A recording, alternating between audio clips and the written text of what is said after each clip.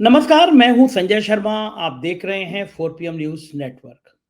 मेरे एक मित्र हैं, भारतीय जनता पार्टी और संघ के बहुत करीबी हैं। वो भी मान रहे हैं कि उत्तर प्रदेश इतना आसान नहीं है भारतीय जनता पार्टी के लिए।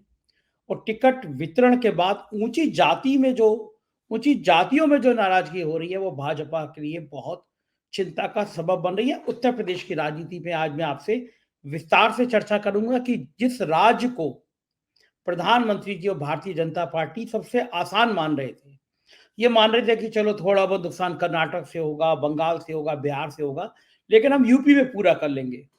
दरअसल वहां पे मामला उलट रहा है। वहां पे मामला कुछ कुछ गड़बड़ा रहा है। दिल्ली आया हूं, दिल्ली में भी आज मेरी कुछ लोगों से मुलाकात हुई और उनका मानना भी था कि उत्तर प्रदेश इस बार कुछ खतरनाक ना कर दे। ये सोच सोच के दिल्ली को कपकपी चढ़ रही है। कुछ बहुत प्रमुख घटनाएं हुई हैं, एक के बाद एक मैं आज आपसे विस्तार से इस पे बात करूंगा। पहली बात अमेठी की। भारतीय जनता पार्टी को लग रहा था कि राहुल गांधी या गांधी परिवार के लोग अमेठी छोड़ देंगे, अमेठी और रायबरेली छोड़ देंगे, फिर एक मैसेज देंगे वो लोग कि इंडिया गठबंधन के नेता उत्तर प्रदेश छोड़कर भाग गए, उत्तर प्रदेश हमारा है। गांधी परिवार के लोग समझ रहे थे कि अगर इस बार अमेठी और रायबरेली से गांधी परिवार का कोई व्यक्ति नहीं उतरा तो उत्तर प्रदेश से कांग्रेस हमेशा के लिए शायद खत्म हो जाए। आज संकेत मिले। वहां अमेठी के जिलाध्यक्ष ने कहा, कांग्रेस ने, कि प्रियंका गांधी ने चुनाव की तैयारी करने को कहा है कि राहुल गांधी लड़ेंगे अमेठी से, अमेठी हमारा है। और मैं अमेठी सबसे ज्यादा उत्तर प्रदेश में पिछले 6 महीनों में सबसे ज्यादा अमेठी गया, खुद देखने गया। मैं उन रिपोर्टर में नहीं हूं जो एयर कंडीशन कमरे में बैठ के बहुत ज्ञान बखार देते हैं कि भाई ऐसा हो रहा है, ऐसा हो रहा है। लेकिन मेरा कोशिश रहती है कि मैं कभी कभी गांव में जाऊं, ग्राउंड पे जाऊं, वहां लोगों से बात करूं, समझने की कोशिश करूं। तो अमेठी में कई बार गया और अमेठी के लोगों की जो पीड़ा है वो बहुत ज्यादा है। उनका कहना है कि अमेठी में आप जगदीशपुर की तरफ जब जाएंगे, जहाँ इंडस्ट्री लगी हैं, जहाँ औद्योगिक घराने हैं, औद्योगिक कारखाने लगे हैं, वो एक के बाद एक बंद होते चले गए। अमेठी में जो उद्योग राजीव गांधी ने लगाए थे, गांधी परिवार ने शुरुआत कराई थी, वो एक के बाद एक बंद हो गए। यहाँ तक हालत खराब थी कि अमेठी में एक अस्पताल था, संजय गांधी चिकित्सालय के नाम से था, लेकिन गांधी लगा था तो मैडम स्मृति जी को बहुत गुस्सा आता था। तो एक व्यक्ति की मृत्यु हो गई उस अस्पताल में। और ऐसा हिंदुस्तान का कोई अस्पताल नहीं है जिसमें किसी व्यक्ति की मृत्यु ना होती हो। डॉक्टर कोई चाहता नहीं है कि जानबूझ के किसी को मार दे, लेकिन ऐसी घटनाएं आम हो ही जाती है, अस्पताल में डेथ हो ही जाती है। मैडम को मौका मिला और फिर उन्होंने उत्तर प्रदेश सरकार से कह के उस अस्पताल को बंद करा दिया। उनको लगता था कि हमारे स्मृति ईरानी जी को लगता था कि हमारे संसदीय क्षेत्र में भला गांधी परिवार का क्या काम। लेकिन जिस तरह से अमेठी के लोग बाहर निकले, सड़क पर निकले, लगातार आंदोलन शुरू कर दिया अमेठी के लोगों ने। और उस पूरे इलाके में वो सबसे ज्यादा बेहतरीन अस्पताल था, लखनऊ के पीजीआई को भी मात करता था। घाटे में रहता था, लेकिन गांधी परिवार अपने पास से जो एनजीओ था उससे भरपाई कर करके वो अस्पताल चलाता। तो इलाके के लोग बहुत गुस्से में आ गए कि मोहतरमा कोई इतना बड़ा अस्पताल तो 5 साल में खुलवा नहीं पाई, लेकिन ये अस्पताल और बंद करा दिया। लगातार आंदोलन चला, बहुत प्रदर्शन हुए, फिर आखिर में वो कोर्ट तक गया मामला। और फिर जब प्रदर्शन भारी विरोध हुआ तो स्मृति ईरानी समझ गई कि अगर ये अस्पताल बंद हुआ तो उनकी राजनीति का डिप जाएगा, लिहाजा वो अस्पताल खुलवा दिया गया। मैंने ना जाने कितने गांव में गया, मैंने आपको स्पॉट पे दिखाया। मोहतरमा फरमा रही थी पार्लियामेंट में कि स्वच्छ शौचालय की बात कर रही थी कि मोदी जी ने गांव गांव में इतने शौचालय बनवा दिए, अब कोई खेत पर नहीं जाता। तो मैंने कहा जब स्मृति ईरानी जी कह रही हैं तो उन्हीं के इलाके में जाके देखूं। तो मैं गया था और मैं और मेरे टीम की प्रियंका जी गई थी। हमने मौके पे कुछ शौचालय की स्थिति देखी थी।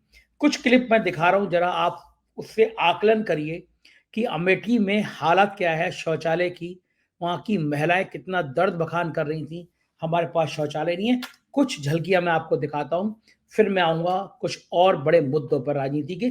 पहले अमेठी के शौचालयों का हाल देख लीजिए। दावे किए जा रहे हैं कि सबके पास शौचालय है, अब महिलाओं को समस्याएं नहीं उठानी पड़ती हैं, खेतों में नहीं जाना पड़ता है। तो इस समय मैं मौजूद हूं अमेठी में। अमेठी को लेकर स्मृति ईरानी कैसे दावे करती हैं आप जानते हैं। अब यहीं की पब्लिक से पूछते हैं, यहीं की महिलाओं से पूछते हैं कि क्या उनके पास शौचालय है। नहीं शौचालय। जाती हैं, कैसे जाती हैं? ऐसे खेत जाते हैं। खेत में जाती हैं। तो स्मृति ईरानी कह रही हैं जो यहाँ की सांसद हैं कि हमने तो शौचालय बनवा दिया, शौचालय में क्यों नहीं जाती हैं? नहीं हवा नहीं आया दीदी। एक मालिक को बोलने दीजिए। है? नहीं है? क्या लगता है शौचालय है अम्मा? शौचालय है यहाँ? नहीं है नहीं नहीं तो तेरा बचा है, जोर से बोली था। क्या शौचालय है?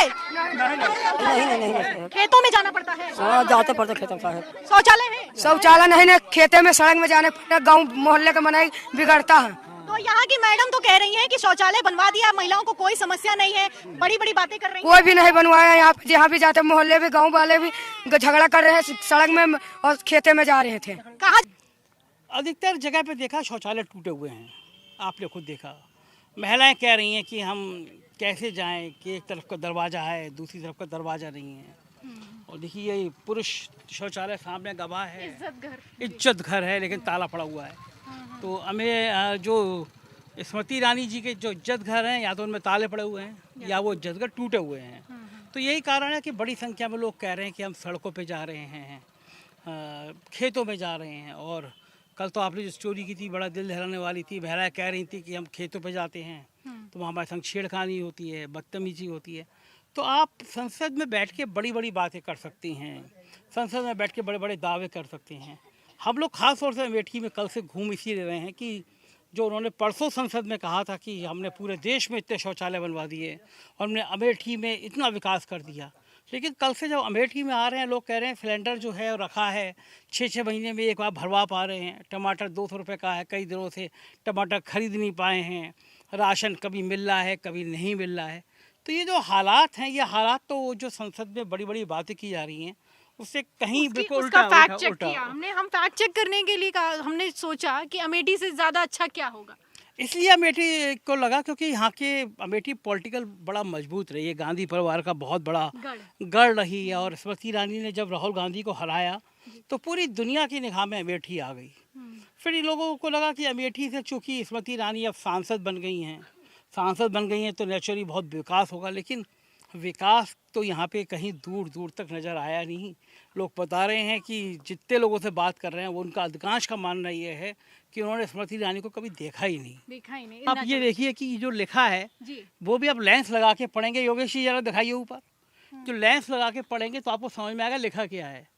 तो बना बहुत बढ़िया है, देखने में बाहर से बहुत बढ़िया बना है, लेकिन ताला पड़ा हुआ है। तो स्मृति जी के इज्जत घर में ताले पड़े हुए हैं या इज्जत घर टूटे पड़े हैं। तो देखा आपने, यह है अमेठी का हाल। अमेठी के लोग बहुत गुस्से में थे, गांधी परिवार की आंख लगाए बैठे थे। लग रहा था गांधी परिवार दोबारा आएगा तो अमेठी में कुछ चमत्कार होगा। अब राहुल गांधी ने अगर ये संकेत दिए हैं कि वो अमेठी से चुनाव लड़ेंगे तो फिर एक बड़ी लड़ाई होगी। और अगर मैं अब तक का अपना कैलकुलेशन आपको ईमानदारी के साथ बताऊं तो स्मृति ईरानी एक बार एक बड़ी हार की तरफ जाती हुई नजर आ रही हैं। राहुल गांधी बनाम स्मृति ईरानी का मुकाबला होगा।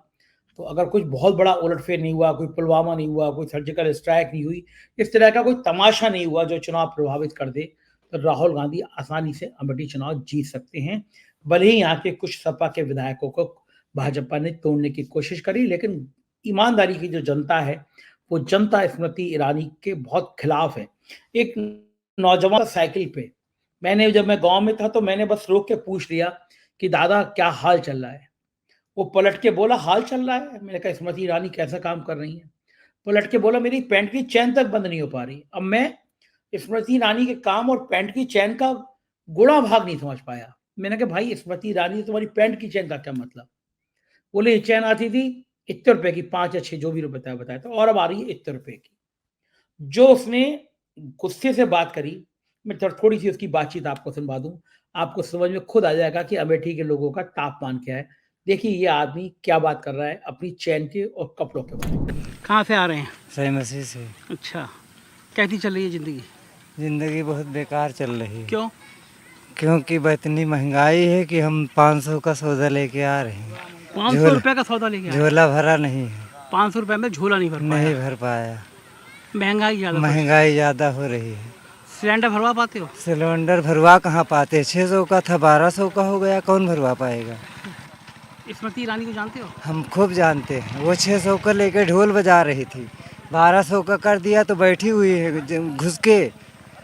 600 का था तो ढोल बजा रही थी, नाच रही थी, कूद रही थी। अब 1200 का हो रहे तो चुपचाप बैठी हुई है। जो हम लोगों को विश्वा खान खेत वो तो कह रहे वो और गल्ला भी हो रहा, योगी जी चरा रहे हैं। एक आध दो बिस्वा खेती है, वो भी आधे में मिलता है खाने को, आधे को मिलता ही नहीं है। मतलब हम लोग बहुत ही परेशान हैं।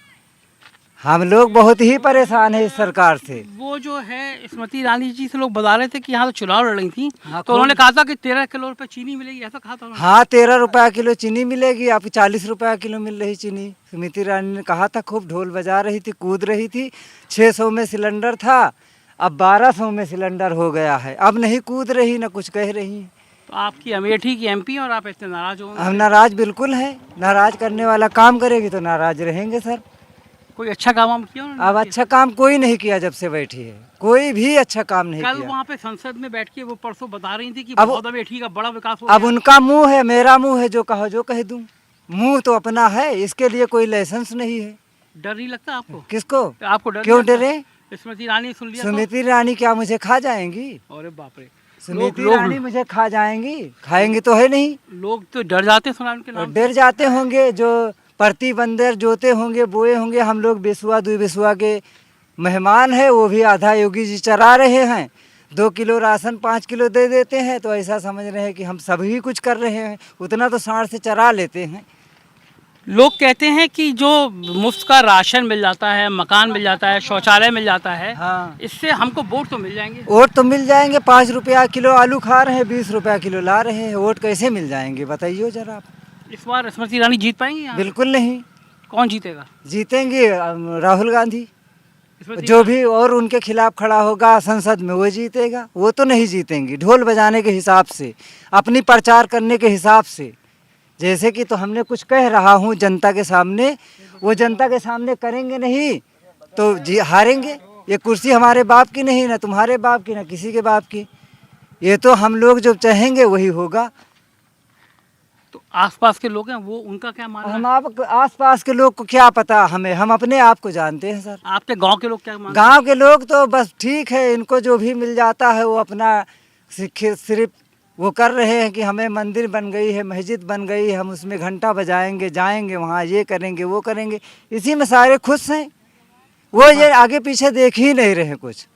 क्या लग रहा है आपको, मंदिर बन गया ऐसे वोट मिल जाएंगे? हाँ बिल्कुल उनको मिलेंगे भाई। उन मंदिर बनी है, पहले कभी हिंदू थे नहीं, अब तो जब से मोदी जी योगी जी बैठे हैं, जब से हिंदू है नहीं, उससे पहले बता रहे सारा देश मुसलमान ही है, अब हिंदू है। ये बता रहे हैं कि प्रधानमंत्री जी कह रहे थे कि 2 सालों में किसानों की आमदनी दुगनी कर दी। हाँ उन दिया ओए तेरी। 2 सालों में, 2 सालों में कह रहे थे प्रधानमंत्री ये करेंगे वो करेंगे। विकास नहीं बढ़ाया, दाढ़ी इतनी बढ़ा दिया है प्रधानमंत्री जी। हाँ देख लो, हमारे लोगों को पैंटों में चैन नहीं है उनकी वजह से, प्रधानमंत्री की वजह से, योगी जी की वजह से, स्मृति ईरानी की वजह से। इन पैंटों में चैन लगी रहती थी, आवाज़ है ही नहीं है। क्यों? इसका पैंटों की चैन से क्या मतलब? मतलब यही है कि पैंटों की चैन 2 रुपए की मिलती थी, अब 10 रुपए की मिल रही है। पैंटों की चैन 2 रुपए की मिलती थी, अब 10 की मिल रही है। इसलिए पैंटों में चैन नहीं है। पैंट को धागा 2 का मिलता था, 10 का मिल रहा है। ये आपको ये अभी तक ये किसी ने नहीं बताया आज तक। जो आप निकाल के लाए, ये पैंट वाली बात किसी ने नहीं बताई। ये चप्पल 35 रुपए में मिलती थी, 110 की मिल रही है। अच्छा बताता हूँ आपको, ये शर्ट हमारा 100 का मिलता था, 200 का मिल रहा है। अब हम कहाँ से जिएंगे बताओ? काम नहीं कर पाते। ये नरेगा में कितना मिलता है?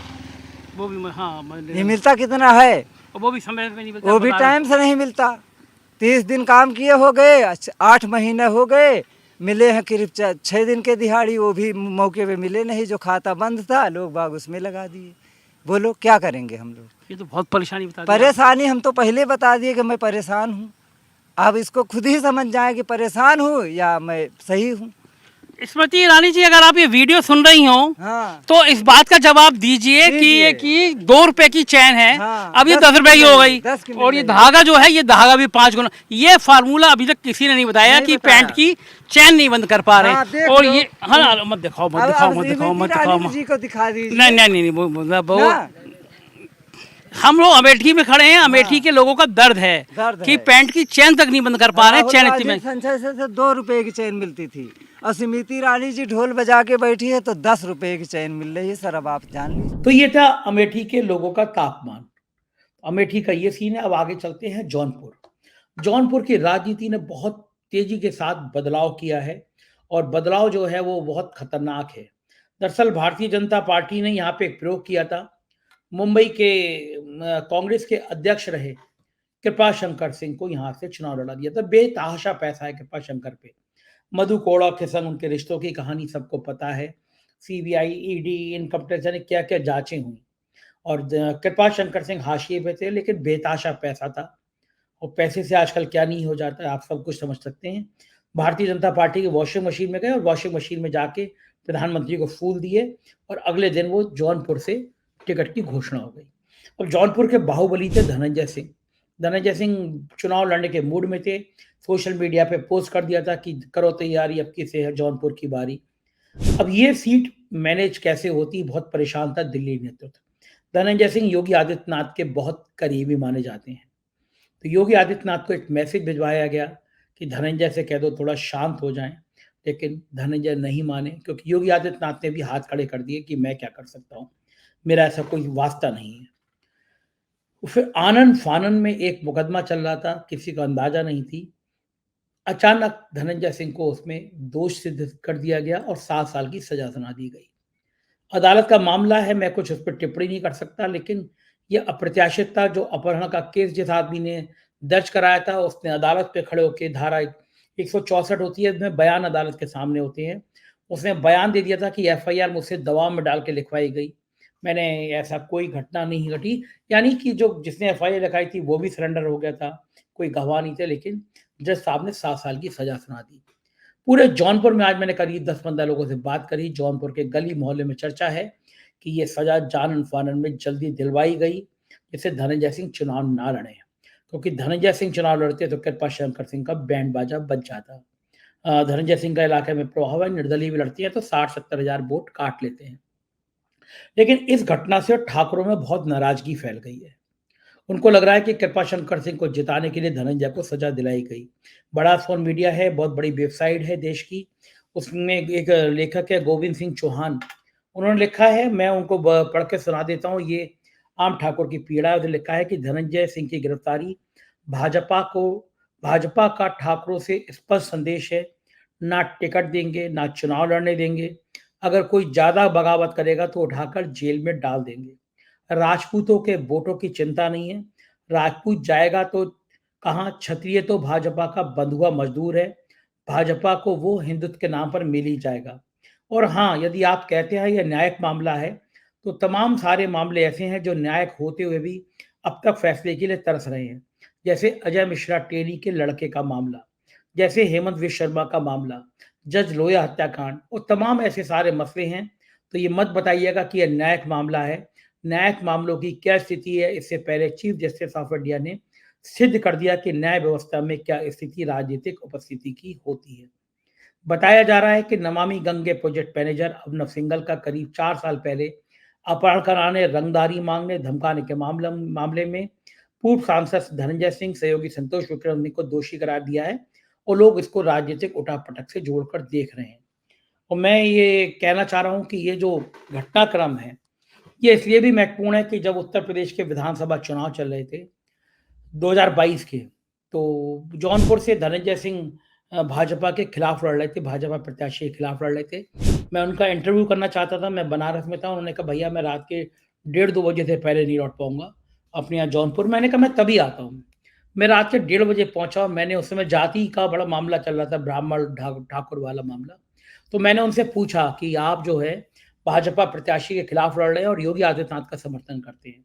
तो धनंजय सिंह ने मुझसे कहा कि भैया हम उस मठ से जुड़े हैं जिस मठ से योगी आदित्यनाथ जी आते हैं, हम उसकी आराधना करते हैं, पूजा करते हैं और निश्चित रूप से हम योगी आदित्यनाथ को मुख्यमंत्री बनाएंगे। तो मैंने उनसे कहा कि बीजेपी प्रत्याशी के खिलाफ लड़ रहे हैं, योगी आदित्यनाथ को मुख्यमंत्री बनाने की बात कर रहे हैं।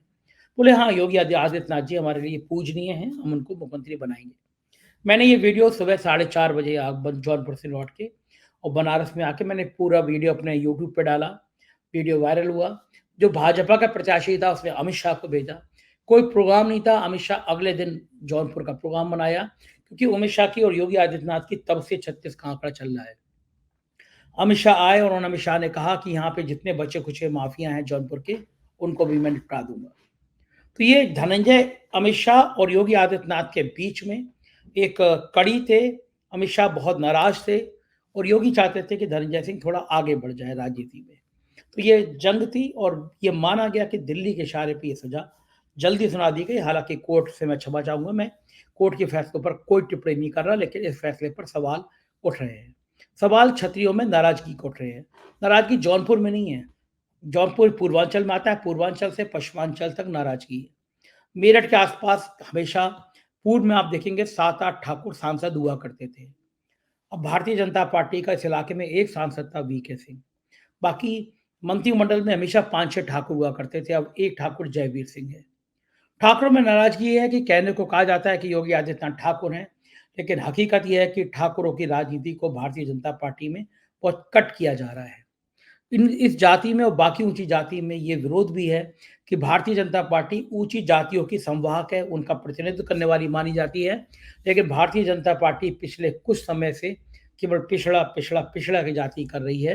राम को गाली देने वाले, योगी मोदी को गाली देने वाले, जिस तरह राजभर को मंत्री बनाया गया, उससे भी यह साफ है कि भारतीय जनता पार्टी पिछड़ी जातियों में उलझ कर रह गई है। दरअसल भारतीय जनता पार्टी की रणनीति है कि उत्तर प्रदेश में जो 15 सीटें सपा और बसपा ने छीनी थी, उनको वापस हासिल किया जाए। लेकिन बड़ी बात यह है कि पिछड़ी जातियों में ये आसानी से हो नहीं पा रहा। राजभर को और दारा सिंह चौहान को लाने का कारण ये था कि पूर्वांचल में कोई दाल नहीं गल रही थी किसी तरह से, तो इन दोनों नेताओं को लाके पिछड़ी जातियों को मैसेज दिया गया कि भाई अब हमारे साथ आ जाओ। लेकिन मामला इतना पलटता हुआ दिखाई नहीं दे रहा और हकीकत यह है कि अगर उत्तर प्रदेश से किसी भी तरह से 20 से 25 सीटें रुक गई तो दिल्ली में मोदी जी का प्रधानमंत्री बनने का सपना पूरी तरह से टूट जाएगा। ये मैं इसलिए कह रहा हूँ कि बिहार, बंगाल, महाराष्ट्र, कर्नाटक से नतीजे बहुत खराब आने की उम्मीद है, साहब के अनुकूल नहीं आ रहे। ये राजनीति है, कब कहाँ कैसे पलट जाए कहाँ नहीं जा सकता, लेकिन उत्तर प्रदेश के जो हालात हैं वो खतरनाक है। इस बीच में ये चर्चा चल रही है कि कांग्रेस अभी भी मायावती से बात कर रही है और अगर ऐसा हुआ, मायावती इस गठबंधन में आ गई, सपा बसपा कांग्रेस एक जगह आ गई, तो भारतीय जनता पार्टी के लिए दिल्ली का सिंहासन बहुत दूर की बात हो जाएगी।